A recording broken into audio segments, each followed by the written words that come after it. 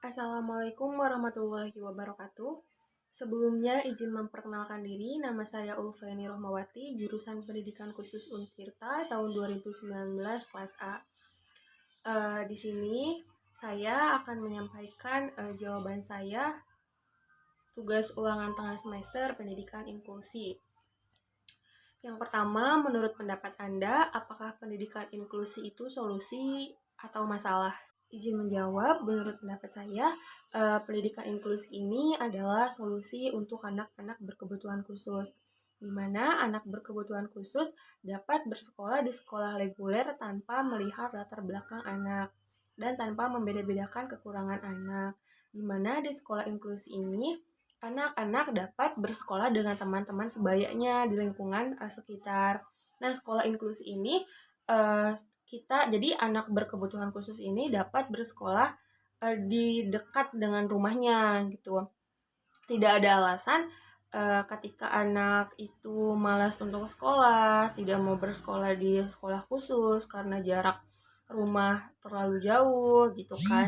Jadi tidak ada alasan lagi untuk anak tidak mau sekolah karena sudah ada solusinya. Otomatis di setiap daerah pasti banyak sekolah reguler. Nah, tapi di sini memang sudah ada solusinya pendidikan inklusi. Nah, tapi menurut pendapat saya tinggal disesuaikan lagi dengan kemampuan anak dan hambatan yang dimiliki oleh anak. Di sini hubungan orang tua dan anak, komunikasi dengan guru juga ini penting. Ketika memang anak itu tidak nyaman di sekolah inklusi karena hambatan anak yang belum bisa diterima oleh teman-temannya, atau anak merasa tidak nyaman di sekolah tersebut, dengan tanda kutip anak malah dibully di sekolah tersebut. Menurut pendapat saya lebih baik anak berkebutuhan khusus tersebut bersekolah di sekolah khusus. Nah, agar terhindar dari hal-hal negatif. Selanjutnya nomor 2, jelaskan 3 pengertian pendidikan inklusi menurut para ahli, lalu simpulkan menurut pendapat sendiri. Nah, menurut yang pertama ada menurut P. Halahan dan kawan-kawan pada tahun 2009 halaman 53 mengemukakan pendidikan inklusi adalah sebagai pendidikan yang menempatkan semua peserta didik berkebutuhan khusus dalam sekolah reguler sepanjang hari. Selanjutnya, menurut Smith J. David tahun 2012 halaman 45, pendidikan inklusi adalah suatu komitmen untuk melibatkan siswa-siswa yang memiliki hambatan setiap tingkat pendidikan mereka yang memungkinkan. Ini menjadi penerimaan anak-anak yang memiliki hambatan ke kurikulum lingkungan, interaksi sosial, dan konsep diri visi misi sekolah. Selanjutnya, menurut Dadan Rahmayana tahun 2013 halaman 31 menyebutkan pendidikan inklusi adalah pendidikan yang mengakomodasikan semua anak tanpa memandang kondisi fisik, intelektual, emosional, sosial, maupun kondisi lainnya. Pendidikan yang memungkinkan semua anak akan belajar bersama-sama tanpa memandang perbedaan yang mungkin ada pada diri mereka. Pendidikan yang berupaya memenuhi kebutuhan setiap anak, pendidikan yang dilaksanakan tidak hanya di sekolah formal, tetapi juga di lembaga pendidikan tempat lain. Nah, dapat saya simpulkan, inklusi ini adalah pendidikan yang menempatkan semua anak berkebutuhan khusus di sekolah reguler tanpa melihat hambatan yang dimiliki anak, tanpa membeda-bedakan satu sama lain. Nah, sekolah inklusi ini dilakukan sepanjang hari bersama anak-anak pada umumnya. Baik, selanjutnya saya akan menjawab pertanyaan nomor 3. Sarana dan prasarana apa yang dibutuhkan seorang anak tunanetra di sekolah inklusi? Sebelumnya di sini saya akan membacakan klasifikasi anak dengan gangguan penglihatan menurut WHO, mengklasifikasikan anak-anak dengan hambatan penglihatan di dalam 5 kategori menurut Yospan Azwaji tahun 2007 halaman 109 dan 108. Kategori yang pertama, rabun atau penglihatan kurang dari 3060. Selanjutnya yang kedua, rabun atau ketajaman penglihatan kurang dari 660. Yang ketiga, kategori ketiga, buta. ketajaman penglihatan kurang dari 160, kategori 4 buta atau ketajaman penglihatan kurang dari 160 dan lapang padang kurang dari 5 derajat.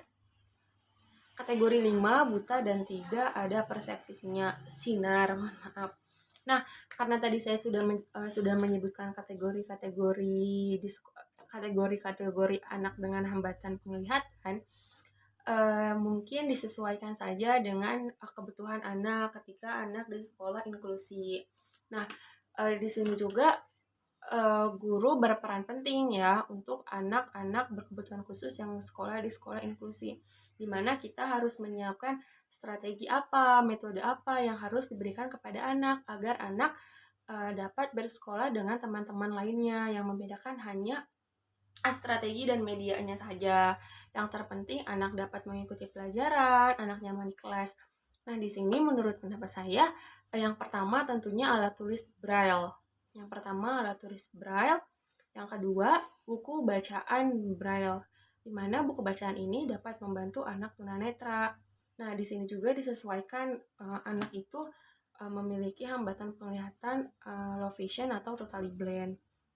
Nah, mungkin bisa saja anak duduk di depan dan duduk berdua dengan anak-anak pada umumnya, agar nanti ketika pembelajaran berlangsung, anak dapat berdiskusi dan memecahkan masalah ketika mendapat soal, berdiskusi bersama.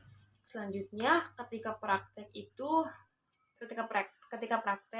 diadakan media-media timbul, misalnya kayak globe, terus patung organ tubuh yang nyata gitu. Jadi media-media yang diberikan kepada anak gangguan penglihatan itu secara nyata gitu loh, biar anak dapat meraba dan mengetahui oh ini nih, oh ini seperti ini gitu. Jadi medianya harus nyata, atau bisa diberikan dengan tape recorder gitu. Kan sekarang ya udah canggih nih, anak bisa nih download di HP aplikasi apa gitu untuk memudahkan anak dalam belajar. Nah, setahu saya juga di HP juga ada nih pengaturan untuk membantu anak dengan hambatan penglihatan. Karena dulu saya diajar oleh dosen saya, Ibu Ratih, kebetulan dia adalah seseorang yang memiliki gangguan penglihatan. Nah, itu tuh di situ tuh banyak sekali alat-alat yang canggih, karena sekarang kan teknologinya itu benar-benar kencang banget ya. Terus ada nih buat ngedeteksi uang, kalau misalnya kita belajar matematika nih, misalnya ada uang, terus nanti disorot ini uang berapa, entar dia bakalan timbul sendiri gitu. Banyak sekali media-media dan alat-alat elektronik yang dapat membantu anak berkebutuhan khusus, khususnya anak dengan gangguan penglihatan. Menurut pendapat selanjutnya, nomor 4, apa perbedaan tuli dan tunarungu? Sebelumnya di sini saya akan membacakan pengertiannya terlebih dahulu. Menurut Kamus Besar Bahasa Indonesia atau KBBI, tunarungu artinya rusak pendengaran dan dianggap lebih baik, sopan, dan formal. Sedangkan tuli tidak dapat mendengar karena rusak pendengarannya dan terkesan lebih kasar. Nah, dalam segi bahasa, istilah tunarungu dan tuli itu tidak memiliki arti yang berbeda. Dalam penggunaannya, tunarungu itu dianggap lebih halus dan topan dibandingkan dengan tuli. Namun ternyata, mengutip dari Pusat Studi Individu Berkebutuhan Khusus Universitas Sanata Dharma Yogyakarta, komunitas tuli lebih nyaman dengan penulisan tuli menggunakan kapital T, tuli, dan menjadi identitas mereka kalau misalkan mereka itu tuli. Nah, dibandingkan mereka dipanggil tunarungu. Nah, karena sapaan tuli dianggap menunjukkan identitas sebuah kelompok masyarakat anak dengan hambatan pendengaran, di mana anak itu memiliki identitas sosial, memiliki bahasa ibu yaitu bahasa isyarat, memiliki budaya sendiri, sejarah, sistem dan nilai tradisi, sistem kemasyarakatan, dan lain-lain. Bagi komunitas tuli, bahasa isyarat itu merupakan bahasa ibu. Tidak ada keharusan orang tuli mengoptimalkan pendengarannya untuk menyerupai orang yang mendengar. Sedangkan istilah tunarungu lebih banyak digunakan oleh medis. Tadi yang saya bilang mungkin adanya perubahan paradigma dari dulu ke sekarang. Terima kasih. Selanjutnya, izinkan saya memperkenalkan diri menggunakan bahasa isyarat.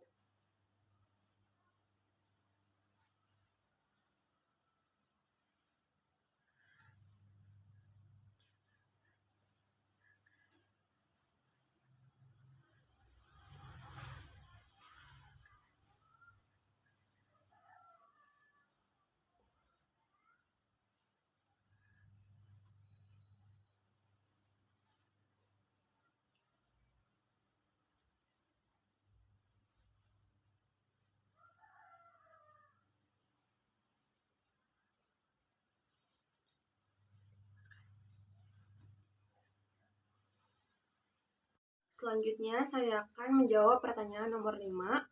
Hal apa saja yang Anda lakukan sebagai calon pendidik dalam membantu anak tunagrahita yang belajar di sekolah inklusi?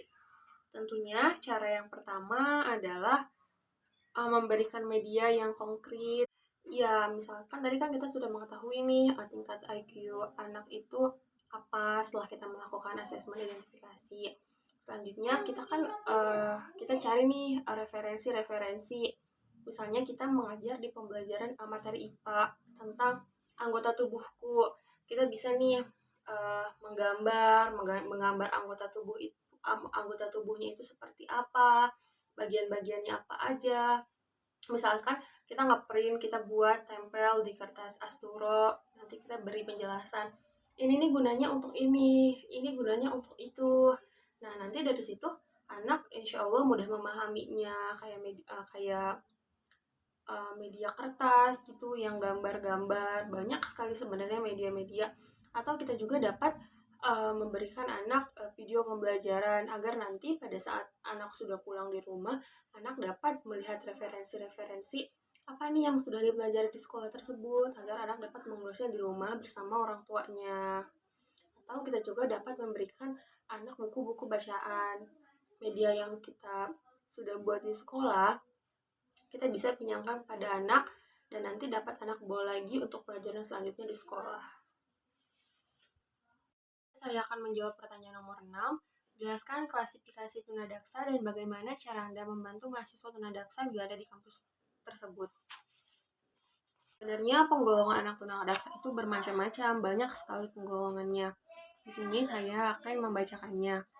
Penggolongan anak tunadaksa bermacam-macam, salah satu di antaranya terlihat dari sistem kelainannya yang terdiri dari kelainan pada sistem selebar atau selebar sistem dan kelainan pada sistem otot rangka muskuloskeletal sistem. Penyandang kelainan pada sistem selebral, kelainannya terletak pada sistem syarat pusat, seperti cerebral palsy atau kelumpuhan otak. Cerebral palsy ditandai oleh adanya kelainan gerak, sikap atau bentuk tubuh, gangguan koordinasi, kadang-kadang disertai dengan gangguan psikologis dan sensoris yang disebabkan oleh adanya kerusakan atau kecacatan pada masa perkembangan otak.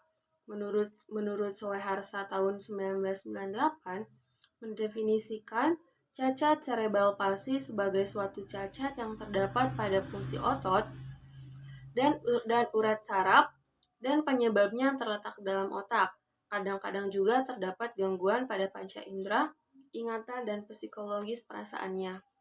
Menurut derajat kecacatannya, cerebral palsy diklasifikasikan menjadi ringan dengan ciri-ciri pertama dapat berjalan tanpa alat bantu, bicara jelas dan dapat menolong diri.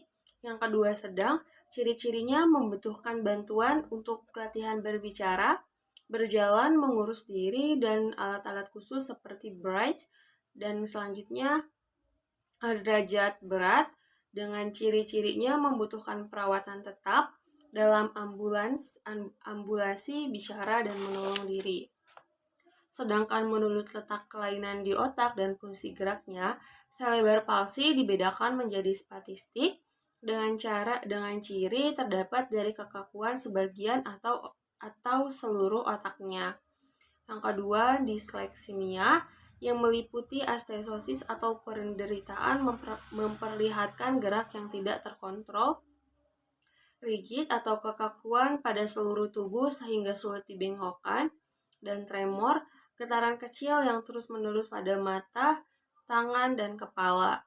Yang ketiga ada ataksia, adanya gangguan keseimbangan, jalan gontai, koordinasi mata, dan tidak berfungsi, serta jenis campuran, seorang anak yang mempunyai kelainan atau lebih dari tipe-tipe di atas. Selanjutnya, golongan anak tunadaksa berikut ini mustahil akan belajar bersama dengan anak normal dan banyak ditemukan pada kelas-kelas biasa. Penggolongan anak tunadaksa dalam kelompok kelainan sistem otak dan rangka tersebut yang pertama ada poliomyelitis, merupakan suatu infeksi pada sumsum tulang belakang yang disebabkan oleh virus polio yang mengakibatkan kelumpuhan dan sistemnya yang menetap. Dilihat dari sel-sel motorik yang rusak, kelumpuhan anak dibedakan menjadi yang pertama tipe spinal, yang kelumpuhan atau kelumpuhan pada otot-otot leher, sekat dada, tangan, dan kaki. Yang kedua tipe bulbair, yaitu kelumpuhan fungsi motorik pada satu atau lebih saraf tepi, ditandai dengan adanya gangguan pernapasan. Yang ketiga tipe bulbispinalis, yaitu gabungan antara tipe spinal dan bulbair. Yang terakhir adalah encephalitis yang biasanya disertai dengan demam, kesadaran, dan menurun. Yang kedua ada muskuldifoterapi, dipotropi. Jenis penyakit ini mengakibatkan otot tidak berkembang karena mengalami kelumpuhan yang sifatnya progresif dan simetris. Penyakit ini ada hubungannya dengan keturunan. Yang terakhir ada spina bifida, merupakan jenis kelainan pada tulang belakang yang ditandai dengan terbukanya 1 atau 3 ruas tulang belakang dan tidak tertutupnya kembali selama proses perkembangan. Akibat fungsi jari saraf terganggu dan dapat mengakibatkan kelumpuhan. Hidrosefalus, yaitu pembesaran pada kepala karena produksi cairan yang berlebihan. Biasanya ini disertai dengan ketunagrahitaan menurut Blake tahun 1997. Nah, jika ada anak tunadaksa di kampus tersebut, di tempat kampus saya, apa yang bakalan saya bantu mahasiswa tunadaksa tersebut? Yang pertama, mungkin saya akan membantu anak tunadaksa dalam hal mendapatkan fasilitas yang sama dengan anak pada umumnya. Misalnya adanya bidang miring, mohon maaf tadi saya menyatakan lorong pada video sebelumnya, bidang miring, lalu adanya lift untuk memudahkan anak tunadaksa ketika ada kegiatan-kegiatan di lantai atas, lalu bersosialisasi kepada lingkungan-lingkungan kampus ya, karena di kampus kan ada jurusan pendidikan khusus, jadi harus ramah disabilitas, karena ada aja orang-orang yang mengejek atau mencela anak tersebut. Harus menolong satu sama lain, jangan membeda-bedakannya, dan saling ketika rekan kita teman tunadaksa membutuhkan bantuan kita harus menolongnya, jangan pilih kasih. Selanjutnya saya akan menjawab pertanyaan nomor 7. Klasifikasi itu sangat banyak. Di sini saya mengambil klasifikasi yang dikemukakan oleh Rosembera dan kawan-kawan tahun 1992 adalah anak tunalaras dapat dikelompokkan atas tingkah laku yang beresiko tinggi dan rendah, yaitu hiperaktif, agresif, pembangkang, delinkuensi, dan anak yang menarik diri dari pergaulan sosial. Sedangkan yang beresiko rendah yaitu autisme dan skizofrenia. Secara umum anak tunalaras menunjukkan ciri-ciri tingkah laku yang ada persamaannya pada setiap klasifikasi, yaitu kekacauan tingkah laku, kecemasan dan menarik diri, kurang dewasa dan agresif. Selain itu digolongkan juga tunalaras yang belum ada juga anak tunalaras yang belum mendapatkan layanan. Contohnya anak yang merasa bahagia bila melihat api karena ingin terus membakar saja, anak yang suka meninggalkan rumah, penyimpangan seks, dan lain sebagainya. Yang kedua, sistem klasifikasi kelainan pada perilaku yang dikemukakan oleh Quay 1997 dalam Samuel Ockrick dan James J. Gallagher tahun 1986 yang dialihbahasakan oleh Muhammad Amin dan kawan-kawan pada tahun 1991 halaman 51. Yang pertama, anak yang mengalami gangguan perilaku yang kacau, conduct disorder, mengacu pada tipe yang melawan kekuasaan seperti bermusuhan dengan polisi, kejam, jahat, suka menyerang, dan hiperaktif. Selanjutnya, anak yang cemas menarik diri, artinya sistem klasifikasi kelainan perilaku yang dikemukakan oleh Wise 1997 dalam Samuel Ockrick dan James J. Gallagher tahun 1998 yang dialihbahasakan oleh Muhammad Amin dan kawan-kawan pada tahun 1991 pada halaman 55. Yang pertama ada anak yang mengalami gangguan perilaku yang kacau atau conduct disorder, mengacu pada tipe anak yang melawan kekuasaan, seperti bermusuhan, bertawuran dengan polisi, guru, kejam, jahat, suka menyerang, dan hiperaktif. Selanjutnya, anak yang cemas menarik diri, anxious dan anxious withdraw. Selanjutnya, anak yang cemas menarik diri, anxious withdraw, adalah anak yang pemalu, takut-takut, suka menyendiri, peka, dan penakut mereka tertekan batinnya. Selanjutnya, dimensi ketidakmatangan atau immaturity. Mengacu kepada anak yang tidak ada perhatian, lambat, tidak berminat sekolah, pemalas, suka melamun, pendiam, mereka mirip seperti anak autistik. Yang keempat ada anak agresi sosialisasi, socialized agresif. Mempunyai ciri atau masalah perilaku yang sama dengan gangguan perilaku bersosialisasi dengan geng-geng tertentu. Anak tipe ini termasuk dalam perilaku pencurian dan pembobolan dan pembolosan. Mereka merupakan suatu bahaya bagi masyarakat umum. Selanjutnya saya akan menjawab pertanyaan nomor 8. Yang pertama, pengelolaan perguruan tinggi perlu mengubah perspektif tentang difabelitas. Nah, di sini adalah dengan cara memberikan sosialisasi kepada mahasiswa yang bersekolah di sekolah tersebut bahwa di kampus kita sudah ada anak disabilitas, karena di situ kan ada prodi pendidikan khusus ya kalau misalkan di kampus Untirta tersebut. Jadi masa sih di kampus tersebut sudah ada mahasiswa disabilitas tapi tidak ramah disabilitas gitu. Nah, karena kelompok difabel itu bukan makhluk Tuhan yang gagal atau makhluk Tuhan yang harus kita kasihani, tetapi mereka juga perlu mendapatkan kesempatan yang sama,